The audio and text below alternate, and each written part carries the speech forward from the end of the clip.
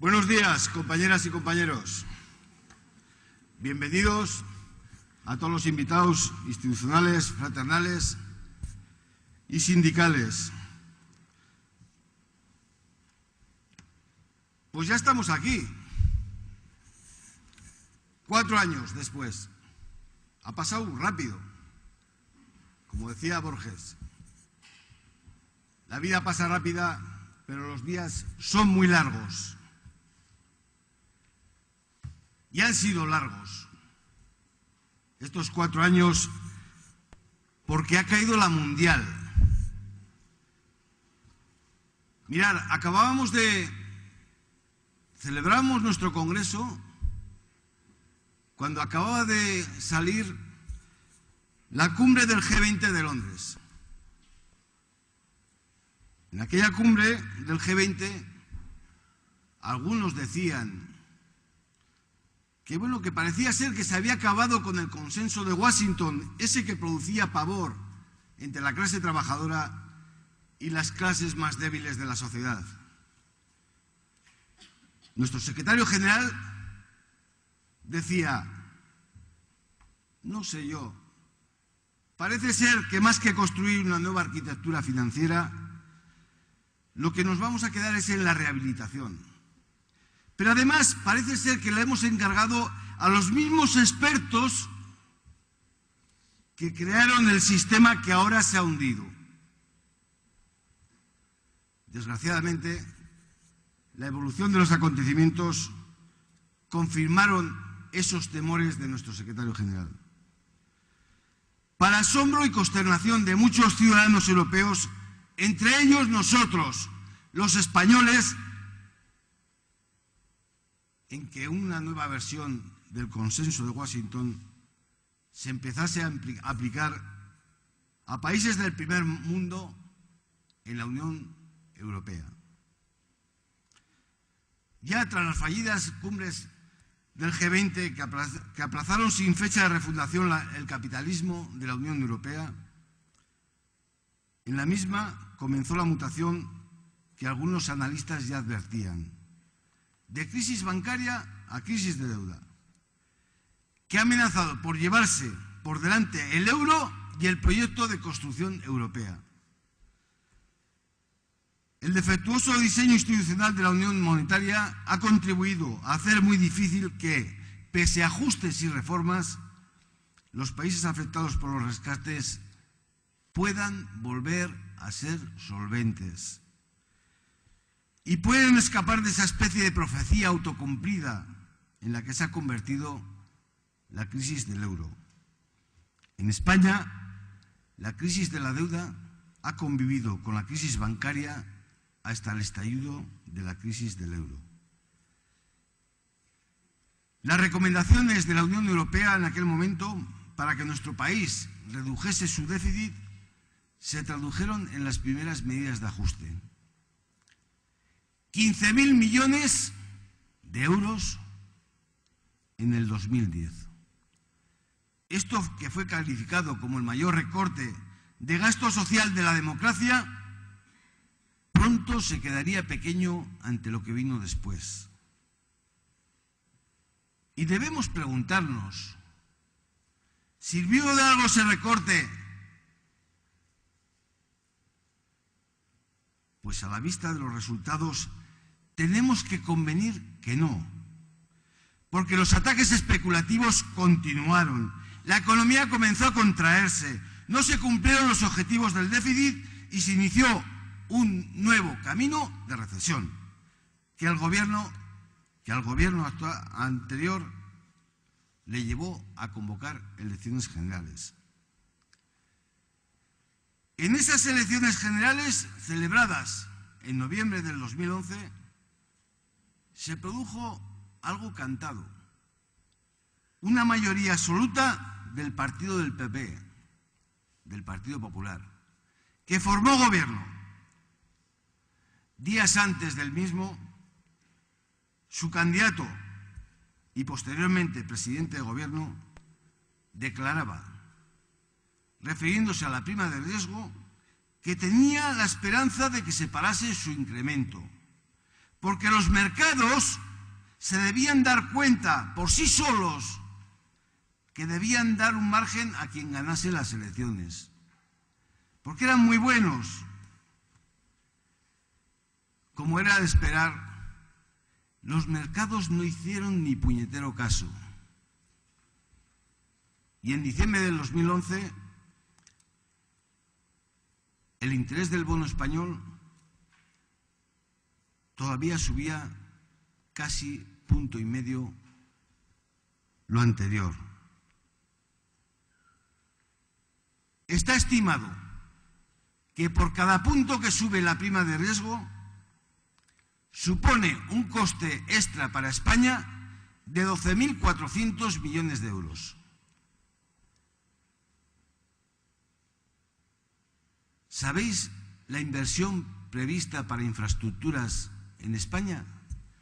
8.400 millones de euros.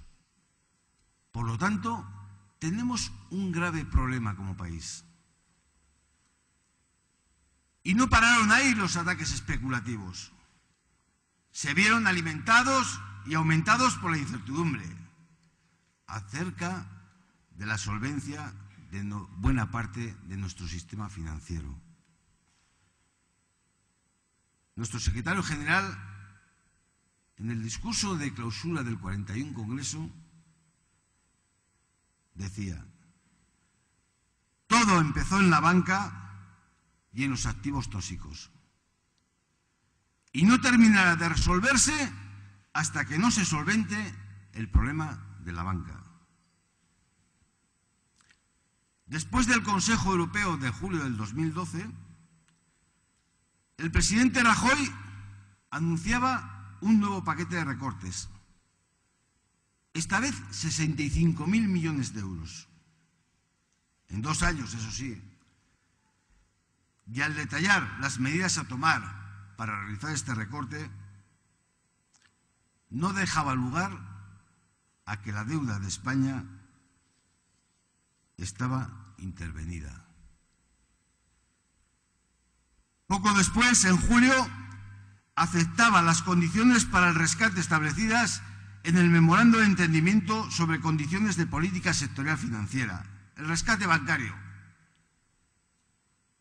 que suponían una pérdida de soberanía y la transferencia a la Comisión Europea y al Banco Central Europeo del control del sistema bancario español. Y también aquí nos podemos preguntar, ¿sirvieron de algo esos recortes de julio de 2012? ¿Sirvieron para superar la crisis? Y la respuesta es la misma: no. La economía de nuestro país sigue en recesión.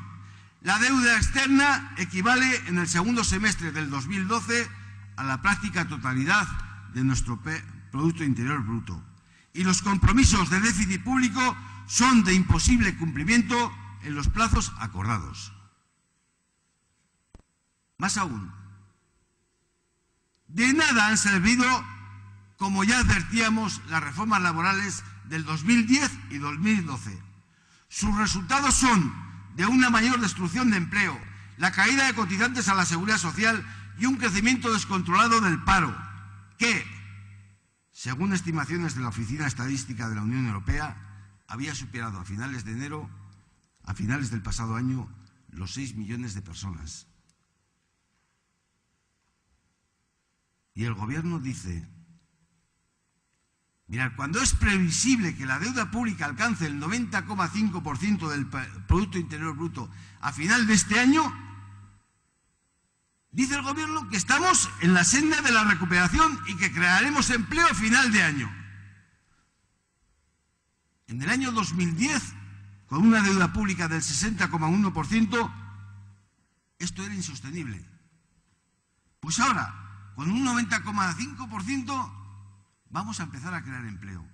Que me lo cuenten. Lo que sí es claro es que desde las primeras medidas de recorte, esto no es más que la crónica de un fracaso. Y también lo es de una farsa, que se está llevando por delante empleos, renta, ahorros y derechos.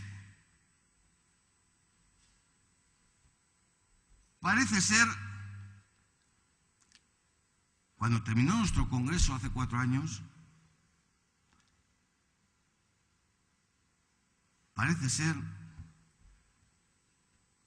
que es un corto plazo de tiempo, pero a todos se nos antoja interminable.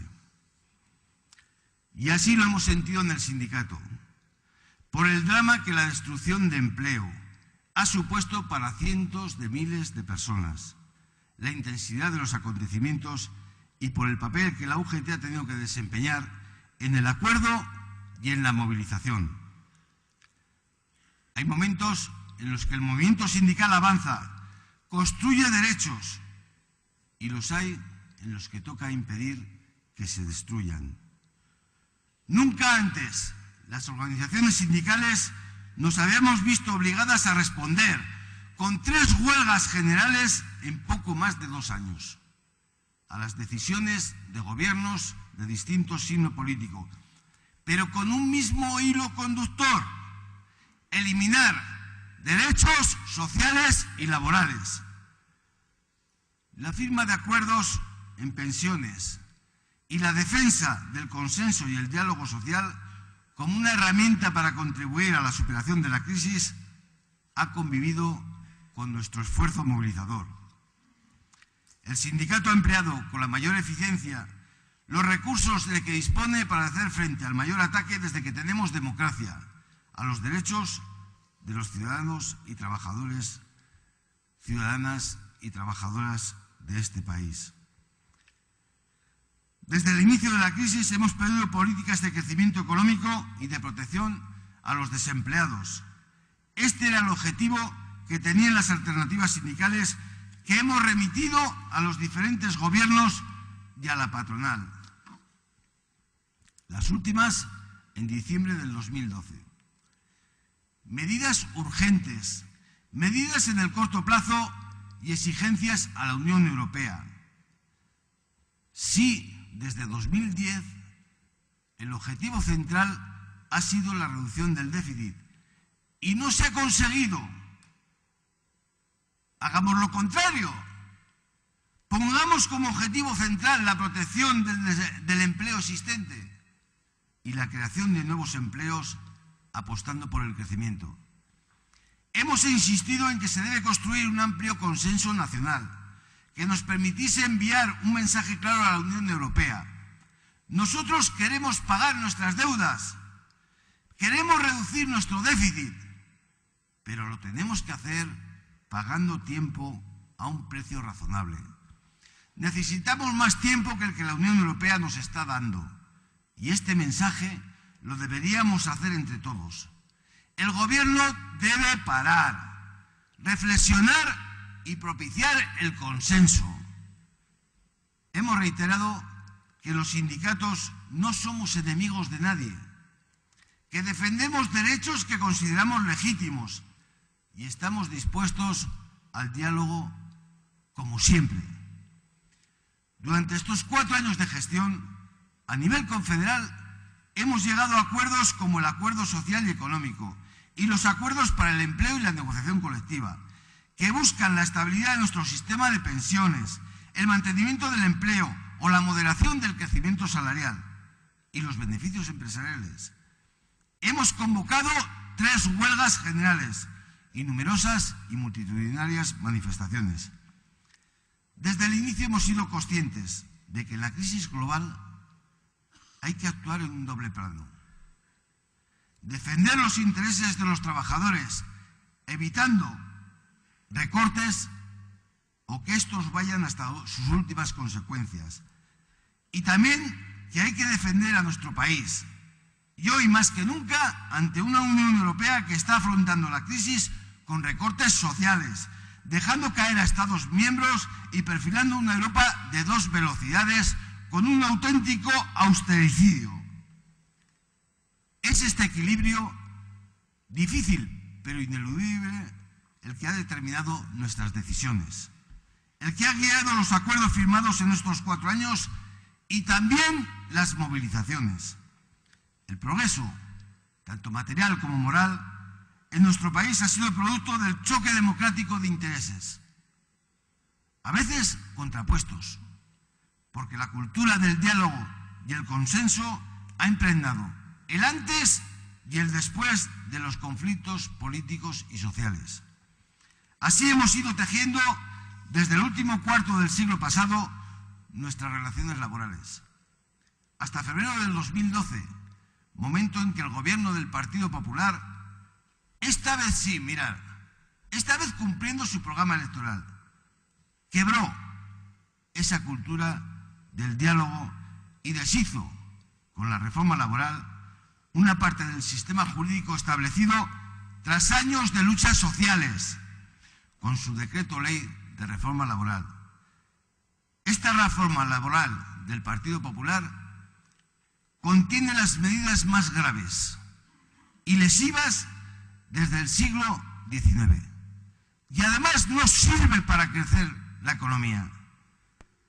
Para nuestro sindicato, lograr su derogación ha sido, es y seguirá siendo un objetivo central de nuestra actividad.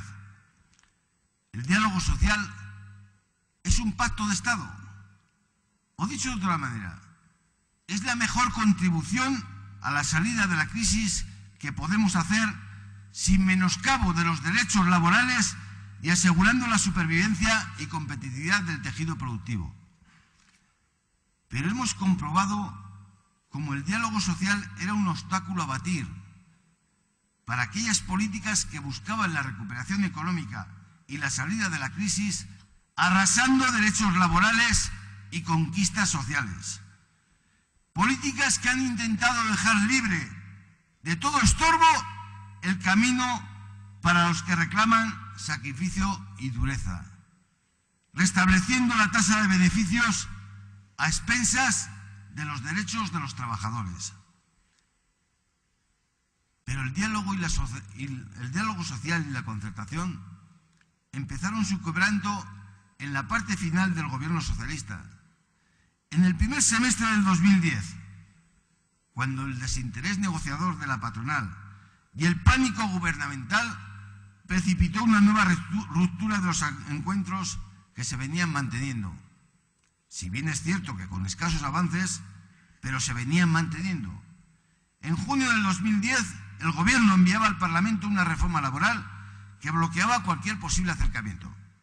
Se abría por primera vez desde que estalló la crisis un episodio de confrontación generalizada, algo que habíamos intentado evitar. La oposición a la reforma laboral y el plan de ajuste del Gobierno se hizo con el convencimiento de que no solo eran injustos, sino contraproducentes e inútiles, ya que se volvía a incidir en un modelo fracasado, basado en el abaratamiento del coste del factor trabajo y en el mantenimiento de la precariedad laboral. Desgraciadamente, la evolución de los datos de la contratación y el desempleo nos han dado la razón. Pero todo lo que va mal, como dice la ley de Murphy, todavía puede ir peor. Y así sucedió con la reforma laboral posterior del gobierno del Partido Popular, que vino a consumar la gravedad, poco menos que a matar al enfermo. ¿Y qué debemos decir de aquí, de nuestra comunidad?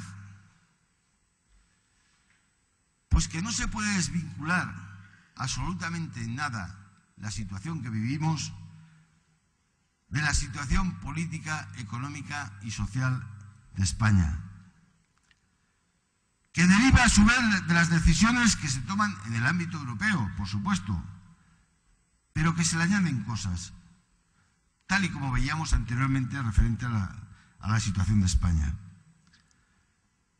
Mirad, durante los 2 primeros años de nuestro mandato tuvimos un gobierno que necesitó llegar a acuerdos con el Partido Socialista para poner en práctica las políticas que había diseñado y, por tanto, esta situación le confirió al Partido Socialista de Navarra el poder socializar dichas políticas y, a su vez, poner en práctica políticas que mejoraran la condición social de todos los ciudadanos y ciudadanas de Navarra.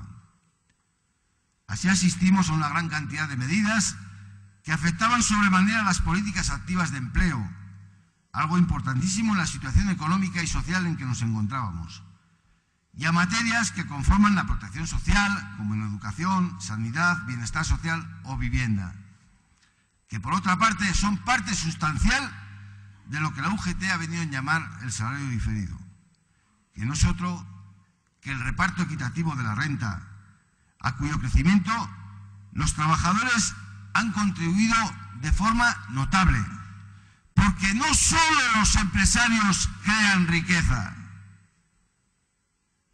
pero también hay que decir que en el segundo año el Gobierno de Navarra tiró por la calle de en medio y confeccionó en solitario los presupuestos generales de esta comunidad, consolidando la pérdida de poder adquisitivo de los funcionarios, reduciendo el gasto público y la inversión, reduciendo las políticas activas de empleo y no ejecutando medidas completamente necesarias como la Agencia de Apoyo al Tejido Productivo.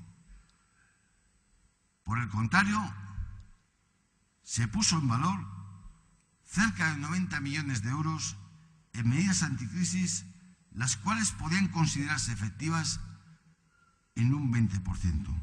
El resto eran más efectistas que efectivas.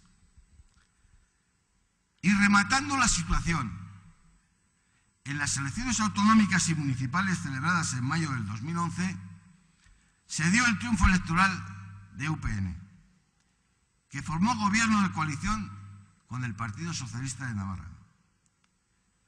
Tuvimos cierta esperanza de que se iniciara una senda de recuperación de la situación, pero esta se vino abajo con el pacto electoral que derivó después en un pacto de sangre de UPN con el Partido Popular. Partido Popular del que ya hemos dicho que pretendía, desde hace tiempo, aprovechar la crisis económica y las recetas europeas para realizar una auténtica involución ideológica. Y en Navarra, UPN se convierte con ese pacto en su más fiel aliado. Porque además no se recata en defender el enorme atentado que significa para los trabajadores y la sociedad en general la reforma laboral del Partido Popular, llegando a ser el único partido que en el Congreso de los Diputados da su apoyo explícito sin ninguna necesidad, ya que el Partido Popular tiene la mayoría suficiente para sacar adelante la ley consiguiente. Y todo ello declarándose defensor a ultranza de la concertación, por ser esta el mejor modo de atender las necesidades de la comunidad. Yo puedo dar fe de que por lo menos de que eso lo hablamos y que es así, porque se considera un factor muy importante para que Navarra sea, dentro de la pésima situación que atraviesa el país y sus ciudadanos, una de las comunidades mejor situada.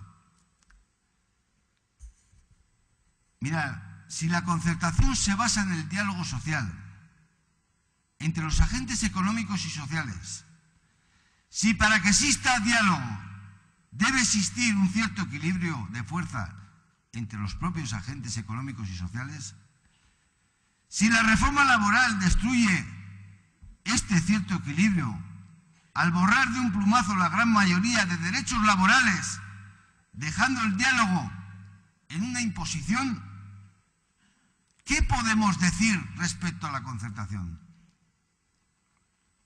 Pues que está muerta. o por lo menos muy tocada de ala, que la reforma laboral le ha dado un rejón de muerte a la concertación. Por tanto, ¿cómo se puede estar defendiendo la concertación y a la vez la reforma laboral? Es imposible. Aún se está a tiempo de recapitular, pero cada vez queda menos tiempo.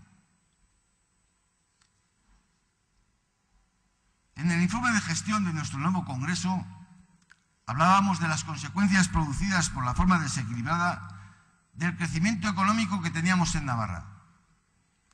Decíamos que eran producto de un modelo económico que nosotros considerábamos que debía cambiarse.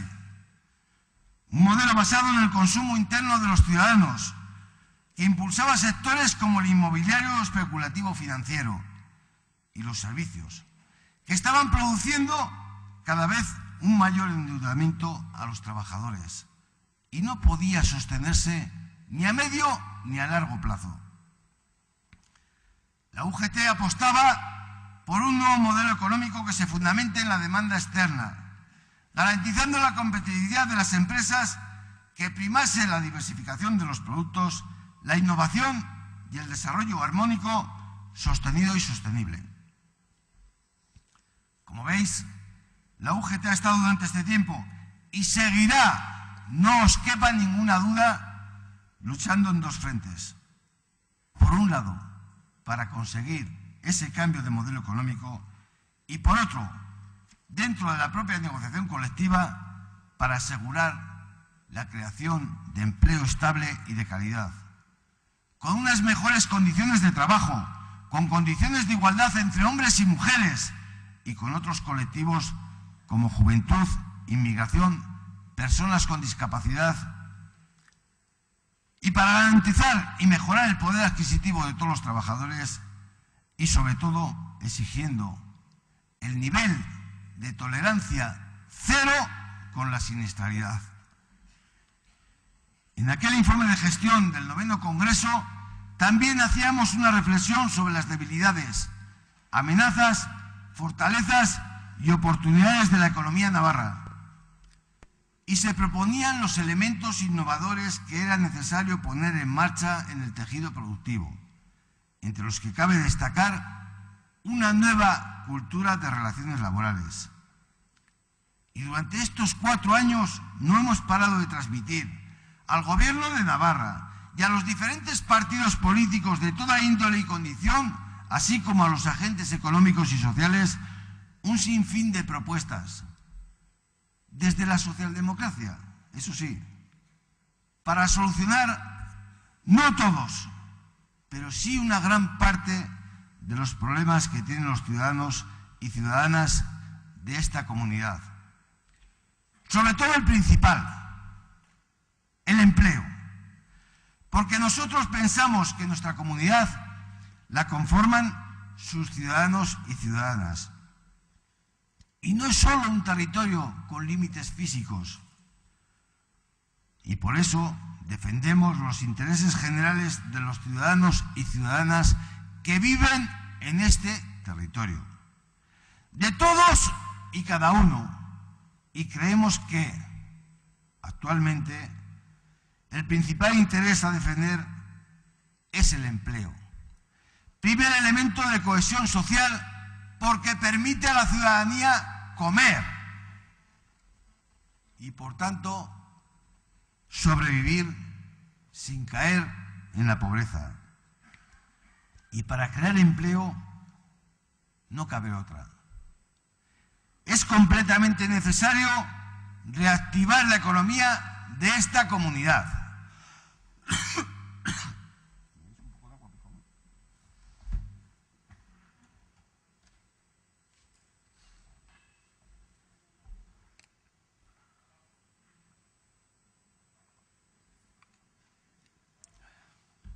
Tabaco. Ahora, si encima no puedes comer, tampoco puedo fumar. Pues bien, a pesar de las innumerables propuestas hechas, tengo que decir que no se nos ha hecho ni caso. Y ahora, ese no hacernos ni caso, ¿sabéis en qué se transforma? En que ahora dicen, ya lo decía yo. Los que no nos hacían ni caso, incluso algún medio de comunicación, ahora dicen, ya lo decía yo. Y se empieza a decir que hace falta apostar más por el crecimiento. Ahora. Y no tanto por los recortes en el gasto. Ahora. Nosotros llevamos 7 años diciéndolo. Ahora que los datos, desgraciadamente, dicen que la situación es insostenible. Y nos dan la razón, desgraciadamente, en lo que decíamos. De que a ese paso, con esas políticas económicas, íbamos a convertir esto en un solar. Así hemos llegado a la situación actual,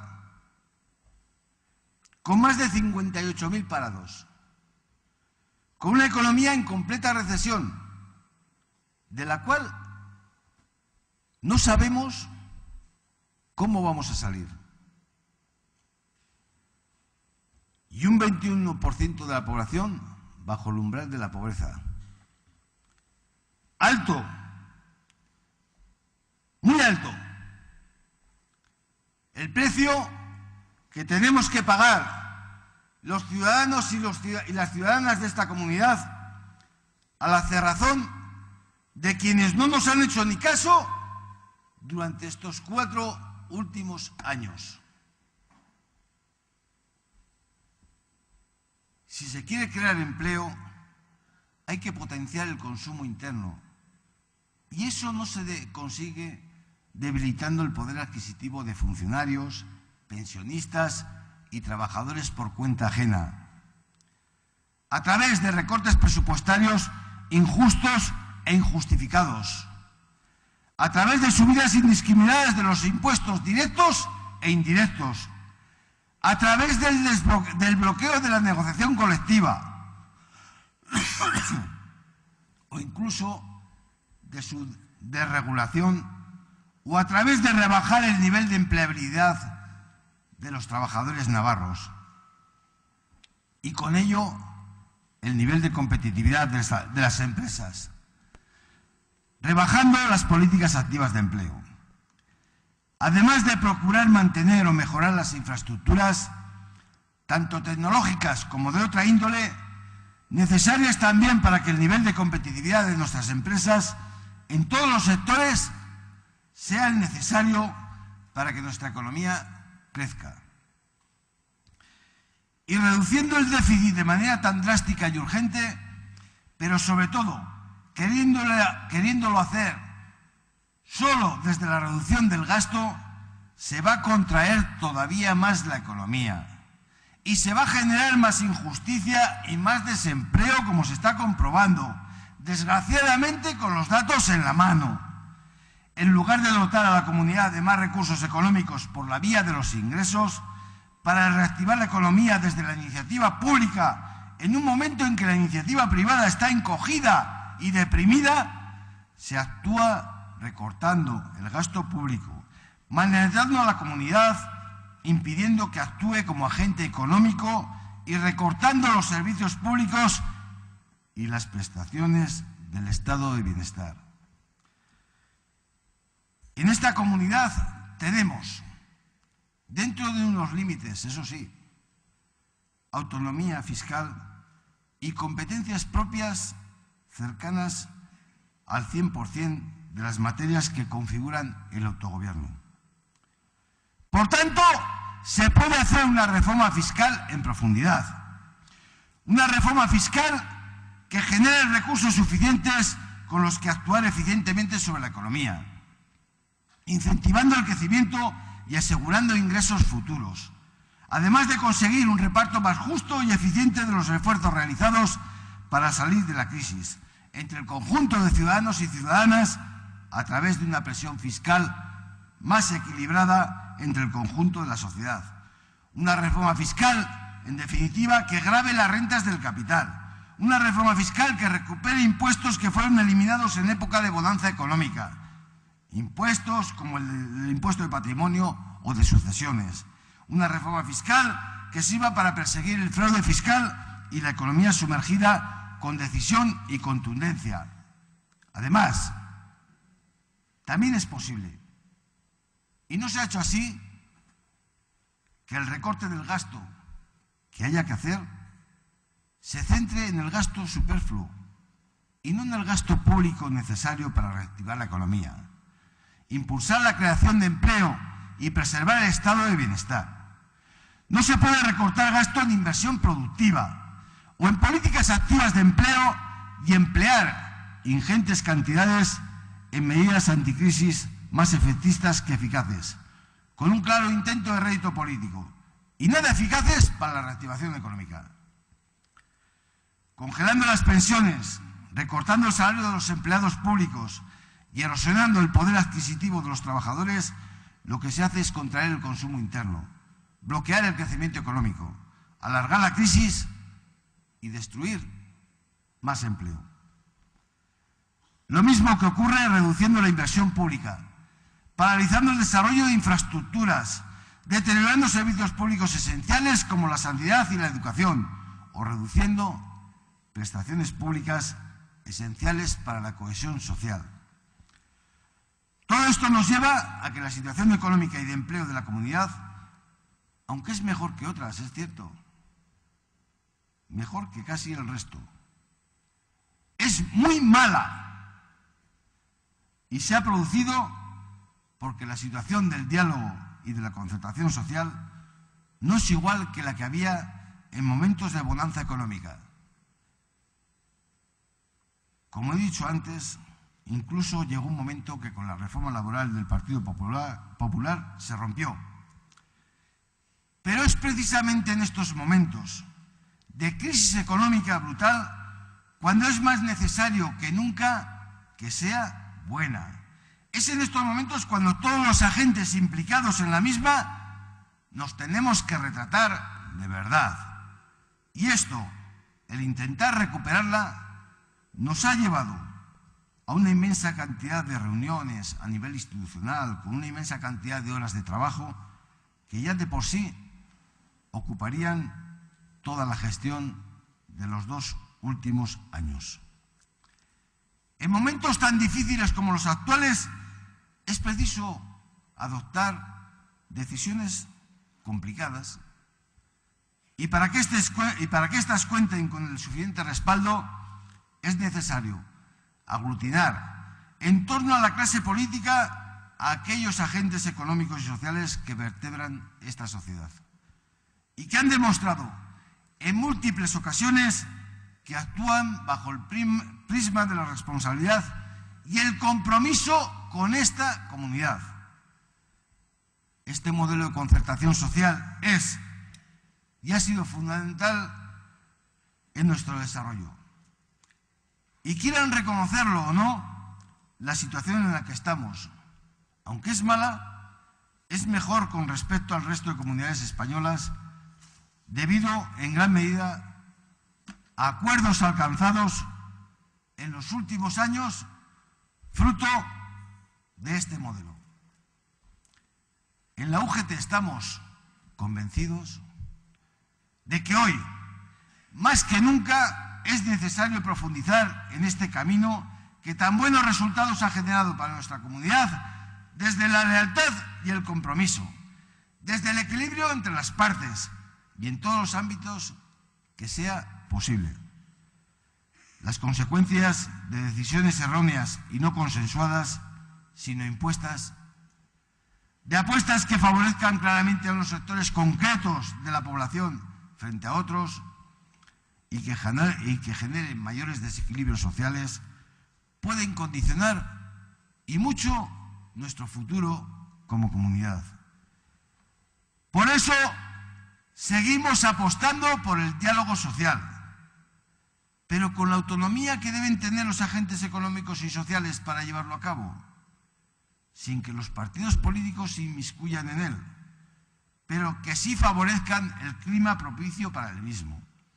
Y seguimos apostando por la concertación social con el Gobierno, pero ejecutando fielmente los acuerdos a que llegue con los agentes sociales dentro de dicha concertación.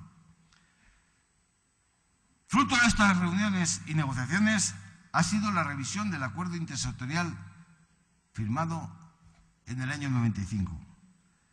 Revisión en la que llegamos en una primera fase a un acuerdo de relaciones laborales, negociación colectiva y solución extrajudicial de conflictos, firmado en junio del año 2012, para mitigar en lo posible los nocivos efectos de la reforma laboral del Partido Popular. Y en estos momentos estamos desarrollando la revisión del resto de ese acuerdo intersectorial. Pero además del diálogo y la concertación, que nadie olvide, que también la movilización forma parte de nuestro modelo sindical. Eso sí, como instrumento para conseguir los objetivos que pretendemos. No como objetivo en sí, como hacen otros. Y en este apartado, durante estos 4 años, hemos tenido activa participación en las correspondientes a la crisis económica tan brutal que estamos pasando y a dar cumplida respuesta a la radical variación en su política económica y social por parte del Gobierno. Hemos pasado de la manifestación por el futuro de las pensiones del mes de febrero a la manifestación de mayo por el recorte de la función pública, a la campaña de movilización para la huelga del 29 de septiembre, para terminar en el mes de diciembre de ese mismo año del 2010 en otra manifestación por la reforma del sistema público de pensiones. Esta utilización de la movilización conjugada con la correspondiente negociación trajo consigo el acuerdo social y económico en febrero del 2011. Pero a partir de ahí se produjeron otros hechos, como la modificación constitucional referente al déficit, sin consulta alguna, teniendo el significado que tenía y que el tiempo ha acabado por demostrarlo. Y la UGT también nos movilizamos en su contra. Y para acabar el mandato se produce en noviembre del 2011 un cambio de gobierno, a través de unas elecciones generales que dan una mayoría absoluta al Partido Popular. Os he hablado ya de las consecuencias del mismo y le hemos tenido que hacer 2 huelgas generales, aparte de un montón de movilizaciones, porque desde mayo del 2010 este sindicato, además de la mano tendida para el diálogo y la concertación, está en continua movilización. También es verdad que la situación coyuntural de algunas empresas del sector industrial nos ha mantenido en vilo por la situación personal de muchos trabajadores que, al fin y al cabo, es y debe ser nuestro principal motivo como sindicato. Y creo que hemos sido capaces de dar la respuesta oportuna. Y los trabajadores, además, así lo han entendido. La política salarial para estos años ha tenido como objetivo prioritario la mejora del poder adquisitivo de los trabajadores. Y en los últimos tiempos, el mantenimiento del mayor empleo posible. Siempre hemos defendido que la unidad de acción con comisiones obreras, y más en una comunidad como la nuestra, en que hay 2 bloques, digo sindicales, pero uno es sindical y el otro es otra cosa, consolidados.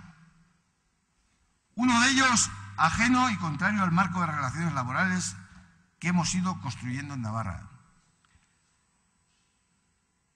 Decía que esta unidad de acción con comisiones obreras es una herramienta estratégica. Lo es para sacar grandes acuerdos institucionales y lo es también para garantizar unos buenos resultados en la negociación colectiva. Unidad bajo la premisa de anteponer los intereses generales de la clase trabajadora a los propios y a la vez legítimos de cada organización. Y debemos profundizar y seguir fortaleciendo esa unidad sindical. Han sido 4 años de trabajo intenso, brutal diría, en el plano interno y externo, debido al clima en el que hemos tenido que desarrollarlo, con una situación de crisis económica sin parangón alguno, para hacer frente a situaciones de dificultad en temas tan sensibles para la UGT de Navarra como son el empleo y más en esta nueva situación actual, la temporalidad y la siniestralidad. Además de reivindicar y apostar por la desaparición de las desigualdades en el ámbito social y laboral, así como la mejora de las condiciones de trabajo y la obtención de un salario digno para todos y todas que permita el mantenimiento y o mejora del poder adquisitivo. Además de la lucha constante contra los recortes indiscriminados en el estado de bienestar. Durante este periodo hemos renovado y relanzado nuestra estructura organizativa, haciendo llegar nuestros instrumentos sindicales, orientación laboral, formación, inmigración, salud laboral, medio ambiente, mujer, juventud, a los trabajadores en las empresas, creando canales de comunicación internos y externos para hacer llegar todo lo que se hace y piensa este sindicato a todos los organismos internos y a la sociedad en general. Hemos afrontado asimismo las elecciones sindicales, de las que la UGT ha vuelto a salir como fuerza mayoritaria y manteniendo con mucho esfuerzo, eso sí, pero manteniendo las diferencias en representatividad en Navarra, además de crecer de forma notable en afiliación, llegando a superar los 20.000 afiliados. El trabajo ha sido intenso. La gestión, seguramente que me habré dejado muchas cosas de la gestión realizada. Otras ni siquiera las he querido decir porque están ahí. Están en el libro de la gestión que todos tenéis la obligación de leerlo. Pero en definitiva, ha sido una gestión realizada por todos.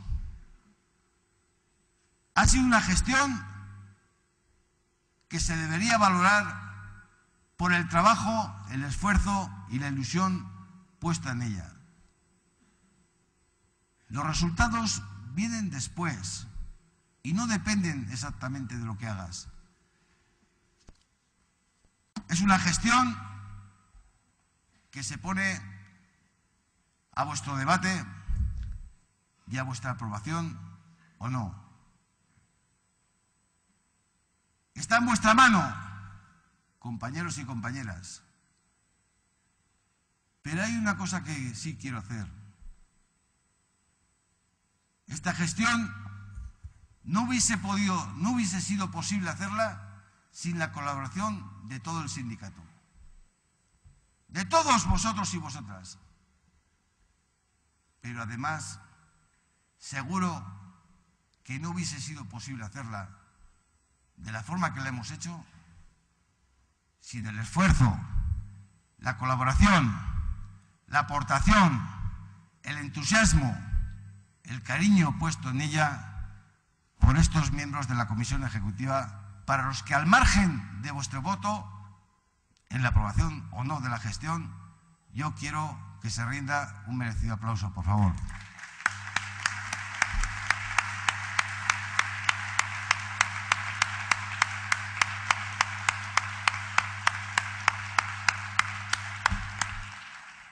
Y nada más, compañeros y compañeras. Hasta otra.